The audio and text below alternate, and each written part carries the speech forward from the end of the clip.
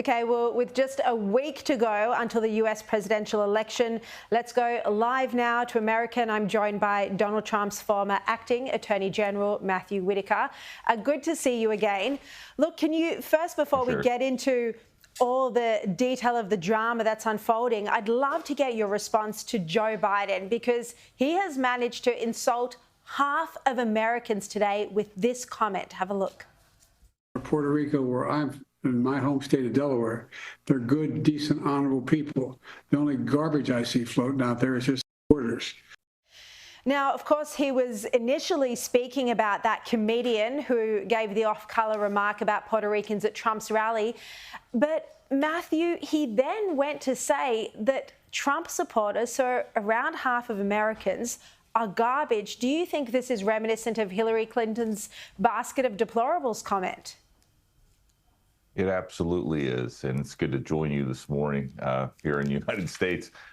You know, it's strange to me. You know, yesterday we spent all day the mainstream media telling us that this insult comics, joke that failed in the room. I was there, was somehow the worst thing that was ever said about anyone, and they tried to extrapolate it not from just, an insult by one person to Puerto Rico, but, paint it across all of President Trump supporters. And then, obviously, this comment by the President of the United States saying that people like me that have supported Donald Trump are garbage. And again, I don't worry too much about this. This is a little bit silly season, but it's just, I think the problem is that they spent, an entire day, entire news cycle trying to convince us that this comics that nobody's ever heard of, quite frankly, a very fringe comic in the United States, was somehow speaking for the Trump campaign. And now, the President of the United States goes and says this. It's really,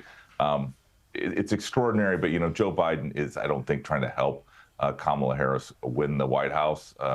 At least that's what it appears from my perspective. I've got to agree with you. I mean, if you're trying to win over voters from the other side or undecided voters, you don't want to be calling them garbage, that's for sure. Matthew, I want to get your thoughts on Kamala Harris's closing argument speech at the Ellipse.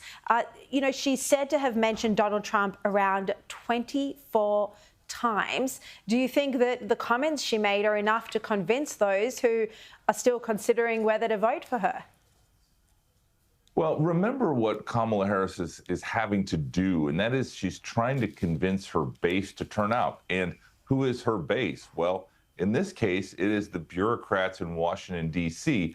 That she needs to motivate and scare that Donald Trump is going to somehow fundamentally change government and be a threat to the permanent bureaucracy in Washington, D.C. D.C. is not a swing state. It votes for about 85% to 90% for Democrats, including Joe Biden in 2020. I would expect the same numbers for Kamala Harris. And so instead of going to places like Pennsylvania and North Carolina and Michigan, Georgia, she's going to Washington, D.C. I think it's also, telling to me that she gives this speech at the Ellipse, the site of obviously the January 6th rally. It doesn't have Joe Biden there, who is literally 200 yards behind her in the White House. It just shows you how toxic their administration has become and how it's not working for the American people who are going to be the judge of this election in just 6 short days. Can you give us some behind-the-scenes detail about Donald Trump and how he's doing on the campaign at the moment? How's he feeling about the battleground states? Does he think he's going to be president in a week's time? Yeah, so I was just with him in New York City, and what I can tell you is that he, has a lot of energy. He knows that it's a sprint to the finish. He's going to go to all of these swing states and make his closing argument, and it's quite simple. Things were better under my administration 4 years ago, and that is the closing argument. And it's actually very compelling because if you think about all of the problems, whether it's inflation, crime, and so many other things, war in multiple, countries and places around the globe, it is clear that Donald Trump had a better administration. And so, he is ready to win, but I think he is not taking anything for granted this time. All of us are out there. I'll be in Pennsylvania really for starting on Friday on a bus tour with so many of those of us that support President Trump and served in his cabinet or are elected Republicans, making the closing arguments, because Pennsylvania really is ground zero for this election. Yeah, no question about that. All right.